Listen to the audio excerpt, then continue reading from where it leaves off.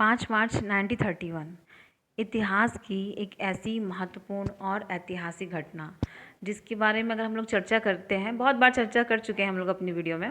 आज जो अगर हमारा जो मेन टॉपिक है वो हमारा देसी रियासतों के विरुद्ध आंदोलन है। लेकिन इसको समझने से पहले अगर हमें इतिहास को रटना नहीं है, अगर समझना है तो हमें थोड़ा पीछे से स्टार्ट करना होगा ताकि हम इतिहास को रटना छोड़ दें और कहानी की तरह समझें। तो देखिए, अगर हम लोग इस मुद्दे पे आते हैं, अपने इस टॉपिक पे आते हैं, इससे पहले थोड़ा पीछे चलते हैं और पीछे चल करके कुछ चीज़ों को समझ लेते हैं।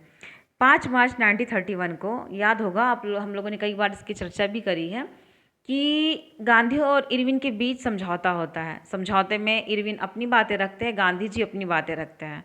गांधी जी सविनय अवज्ञा आंदोलन को स्थगित करने की बात कहते हैं और द्वितीय गोलमेज सम्मेलन में शामिल होने के लिए भी राजी हो जाते हैं। इसी के आधार पर इरविन भी कुछ बातों को मानते हैं गांधी जी की ओर से, और दोनों के समझौते के बाद गांधी जी जो है वो द्वितीय गोलमेज सम्मेलन में शामिल होने के लिए लंदन पहुंचते हैं, परंतु होता कुछ नहीं है। वे निराश होकर के वापस खाली हाथ लौट आते हैं। जब वे लौट आते हैं तब वे सोचते हैं कि वापस से द्वितीय सविनय अवज्ञा आंदोलन को शुरू किया जाए, और वो इसका प्रयास भी करते हैं। परंतु अंग्रेज अधिकारी जो हैं वे सभी गांधी जी को गिरफ्तार कर लेते हैं और कई बड़े बड़े नेताओं को भी गिरफ्तार कर लेते हैं।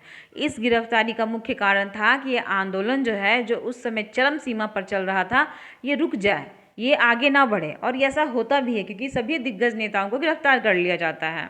कांग्रेस की जो संपत्ति है उसे अवैध घोषित करके जब्त कर लिया जाता है। जो किसान कर नहीं दे रहे थे उनकी ज़मीनें हड़प ली जाती हैं। लोगों को प्रताड़ित किया जाता है। पर इन सब के बीच में जो ब्रिटिश प्रधानमंत्री थे मैकडोनाल्ड, वो एक चीज़ को भांपते हैं और ये सोचते हैं कि आखिर सारा का सारा जो मुद्दा है वो कहीं ना कहीं इस पृथक निर्वाचन को लेकर के ही है। वे इसको ना एक हथियार के रूप में इस्तेमाल करते हैं और उसी समय सांप्रदायिक पंचाट लेकर के चले आते हैं। ये उनका कोई प्रस्ताव नहीं था, वे भारतीयों को मिलने वाला कोई अधिकार नहीं था, बल्कि अंग्रेजों की जानबूझकर सोच समझकर चली हुई चाल थी। और जब वो सांप्रदायिक पंचाट लेकर के आते हैं, इसमें वो जानबूझ करके, उस समय चूंकि अंबेडकर जो है वह दलितों के उत्थान के लिए दलितों को पृथक निर्वाचन की बात रखते हैं। लेकिन जब द्वितीय गोलमेज सम्मेलन होता है उसमें सभी समुदाय, सभी संप्रदाय के लोग अपने अपने राजनीतिक अधिकारों की मांग रखते हैं, जिसमें मुस्लिम लीग, जिन्ना, ये मुसलमानों के हितों की बात करते हैं। सिख समुदाय के लोग सिख के को लेकर के, ईसाइयों को लेकर के, इस तरीके से सभी समुदाय, सभी वर्ग जो है अपने अपने समुदाय के राजनीतिक अधिकारों की बात रखते हैं। इस तरीके से ये जो है सांप्रदायिक पंचायत में ये क्या करते हैं, ये सभी लोगों को शामिल कर लेते हैं और दलितों को भी इसमें जोड़ लेते हैं, ताकि जो अंबेडकर की मांग है वो कहीं ना कहीं भारत को तोड़ने का काम करे।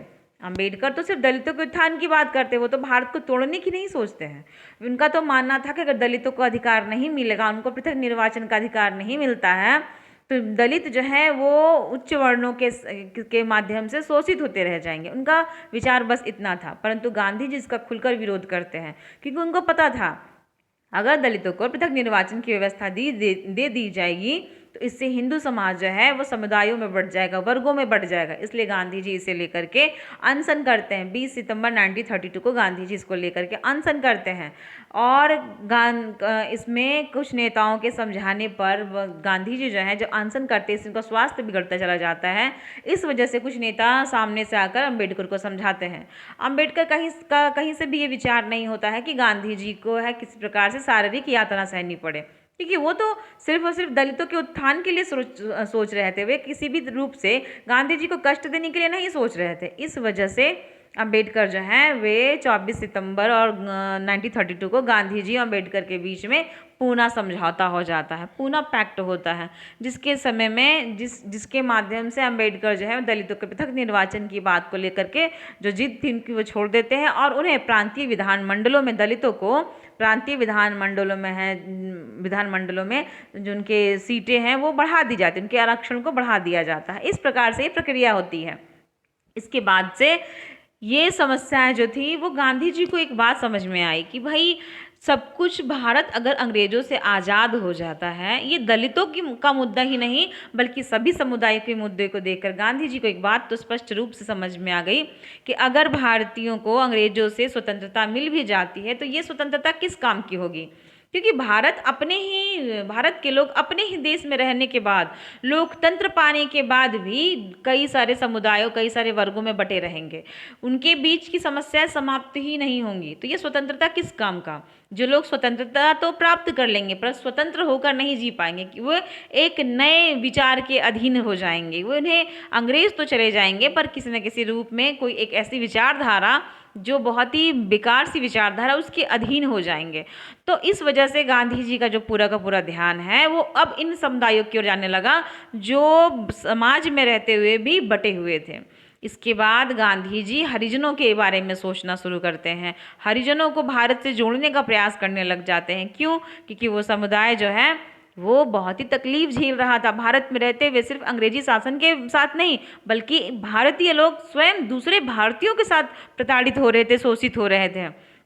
इसलिए गांधी जी का ध्यान हरिजनों के लिए गया। उन्होंने इन दलित वर्गों को हरिजन कहा। क्यों? हरिजन अर्थात हरि के संतान नाम दिया उन्हें, और इनके लिए उन्होंने वर्धा यात्रा तक की।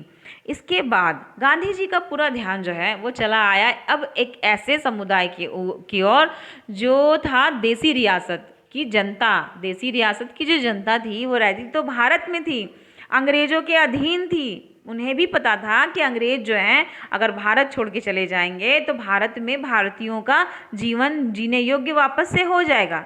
लेकिन उनके मन में भी ये विचार आया कि जब भारत के लोग अंग्रेजों से आज़ादी चाह रहे हैं, अपने अधिकार की मांग कर रहे हैं, तो हमें कहाँ अधिकार प्राप्त है? हम तो भारत में ही रहते हैं, हमें अधिकार कहाँ मिला है? उनके मन में ये विचारधारा आई और उन्होंने भी इसके लिए संघर्ष किया। और तब इस संघर्ष में गांधी जी भी शामिल हो गए। इस संघर्ष के लिए जो देसी रियासत के लोग थे उन्होंने मिल करके, वहाँ की प्रजा ने मिल करके प्रजामंडल का निर्माण किया। तो चलिए आज का इस टॉपिक को हम लोग स्टार्ट करते हैं और समझते हैं। मुझे उम्मीद है कि आप लोग को अभी तक का सारा बात समझ में आ गया होगा और ये कहानी आपको बहुत अच्छे से समझ में आ गई होगी। तो अब हम लोग देसी रियासतों के बारे में समझते हैं कि दरअसल में ये रियासतें थी क्या और इसको किस प्रकार से स्वतंत्रता आंदोलन के साथ में जोड़ा गया। तो वीडियो को लास्ट तक देखिएगा। चलिए, देसी जो रियासत था, ये जो देसी रियासतें थी इसमें भारत में लगभग 562, कितने देसी रियासतें थी भारत में उस समय? तो कुल 562 देसी रियासतें थी। इस देसी रियासतों के अधीन कुल 7,12,508 वर्ग मील का क्षेत्र था और इसमें टोटल कितनी जनता रहती थी? तो इसमें 7 करोड़ जनता लगभग रहती थी।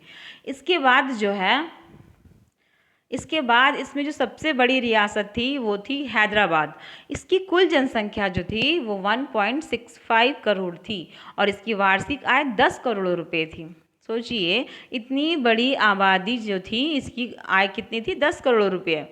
आगे बढ़ते हैं तो देखते हैं कि सबसे छोटी रियासत कौन थी? बिलवारी थी। यह 1 एकड़ वर्ग मील में फैली थी। इसकी जनसंख्या जो थी वो 27 आदमियों की अगर देखी जाए तो वार्षिक आय 80 रुपये थी। सोचिए, 27 आदमी की वार्षिक आय सिर्फ मात्र 80 रुपये थी, कितनी कम थी। और एक चीज़ जो आप लोग के मन में ये प्रश्न आता होगा शायद कि आखिर देसी रियासतों की क्या दिक्कत थी, वहाँ की जनताओं को क्या समस्या थी। तो देखिए, देसी रियासत में राजा शासन कर रहे थे, ऐसे भी अंग्रेज के गुलाम तो थे ही भारतीय, पर दिक्कत क्या थी? उनके पास कोई राजनीतिक अधिकार नहीं था। आप अपने मन में ही सोचिए, आप जिस परिवार में रहते हैं, आपके माता पिता जो है वो प्रायः सारे निर्णय लेते हैं, परंतु आपके बारे में कोई निर्णय लेना होता है तो वे आपसे एक बार पूछते हैं क्या सही है, क्या गलत, आपकी इच्छा है या नहीं। अगर वही चीज़ ना हो तो आपको भी लगेगा कि आपके लिए कोई निर्णय हो रहा है और आप ही को पता नहीं, आप ही को उसमें शामिल नहीं किया जाता है, तो आपको भी ये चीज़ बुरा लगेगा। यही सेम चीज़ जनता के साथ था। जनता को भी पता था कि वे रह तो रहे हैं राजाओं के अधीन, लेकिन राजा जो है वो किसी भी विचार के मामले में जनताओं से राय नहीं लेते थे। उनके लिए कोई निर्णय लिया जाता था पर उन्हें बताया तक नहीं जाता था। सारे निर्णय यही लेते थे, जबरन उन पे थोपे जाते थे, यहाँ तक कि उन्हें कोई राजनीतिक अधिकार भी नहीं प्राप्त था। इसी का विरोध वहाँ की जनता कर रही थी। तो आगे हम लोग बढ़ते हैं तो आगे देखते हैं कि देसी रियासतें जो थी वहाँ की जनता ने स्वशासन के लिए आंदोलन किया। वो ये नहीं कह रहे थे जिस तरह से भारतीय ये नहीं, शुरुआत में ये नहीं कह रहे थे कि हमें अंग्रेजों को यहाँ से भगाना है। वे तो कह रहे थे कि ठीक है, हमें डोमिनियन स्टेट दे दीजिए। ठीक उसी तरह देसी रियासत की जो जनता थी वो कह रहे थे कि हम स्वशासन दीजिए, हम भी शासन में शामिल हो सके, हमें भी अधिकार दीजिए। वो इस बात की मांग कर रहे थे ना। आपको बता दूं कि 1927 में 1927 में इन सभी लोगों ने मिल करके, वहाँ की जो जनता थी उन जनता ने मिल करके प्रजामंडल का निर्माण किया था 1927 में। इस अधिनियम के तहत वहाँ की जो जनता थी वो उन्होंने आपस में विचार किया कि क्यों ना मिल करके किसी मुद्दे का समाधान किया जाए, और इस समाधान को ही लेकर के वे सभी लोग क्या हो गए, इकट्ठा होकर के मिल करके उन लोगों ने इसका विरोध किया। इसका विरोध जो है नॉर्मल नहीं हुआ, चारों तरफ इसका विरोध फैला। 1927 में इन सभी लोगों ने इस चीज़ को ध्यान में रखते हुए जो प्रजामंडल बनाया उसमें आप बलवंत राय मेहता, मनीलाल कोठारी जी और अभयंकर, ये सारे लोग इसमें शामिल हो गए थे। इसमें आगे चल करके कांग्रेस ने भी अपना समर्थन दिया था, और इसी वजह से 1929 में कांग्रेस का जो लाहौर अधिवेशन हुआ तो वहाँ पे जवाहरलाल नेहरू ने देसी रियासतों के प्रति कांग्रेस की नीति को बताया कि हम आपके साथ हैं, और ये कहा वहाँ पे नेहरू जी ने कि भारतीय रियासतें शेष भारत से अलग नहीं रह सकती हैं। जिन्हें इन राज्यों के भविष्य के निर्धारण का अधिकार होगा वह इन राज्यों की जनता ही होगी। अगर इस राज्य का, अगर जो देसी रियासतें हैं, अगर भारत के लिए कोई भी निर्णय लिया जाएगा, अगर भविष्य का निर्धारण किया जाएगा तो उसमें ये जो राज्य होगी, इस राज्य की जनता भी इसमें शामिल होंगे। और इसी वजह से 1939 में अखिल भारतीय राज्य जन सम्मेलन हुआ और उसके अध्यक्ष बने पंडित जवाहरलाल नेहरू। तो इस तरीके से हमारा ये जो मुद्दा था, ये थोड़ा सा मुद्दा है, ये ख़त्म होता है कल। देखिए कल हम लोग द्वितीय विश्व युद्ध को बहुत अच्छे से डीपली समझने की कोशिश करेंगे। इस क्लास को बहुत ही कम ही करते हुए मैं ऐसे आज की ये क्लास यहीं रोकती हूँ, ताकि मतलब ज़्यादा हो जाने के बाद ना याद रखने में थोड़ी दिक्कत आती है। तो मुझे उम्मीद है आपको ये वीडियो पसंद आई होगी, अच्छा लगा होगा तो लाइक कर दीजिएगा और इसे शेयर कर दीजिएगा अपने फ्रेंड्स को, ताकि उन्हें भी हेल्प मिल सके। और चैनल को सब्सक्राइब कर लीजिएगा ताकि आने वाले हर एक क्लास की इन्फॉर्मेशन आपको टाइम टू टाइम मिलती रहे। तो मिलते हैं तब तक के लिए अगले वीडियो में। तब तक अपनी पढ़ाई जारी रखिए।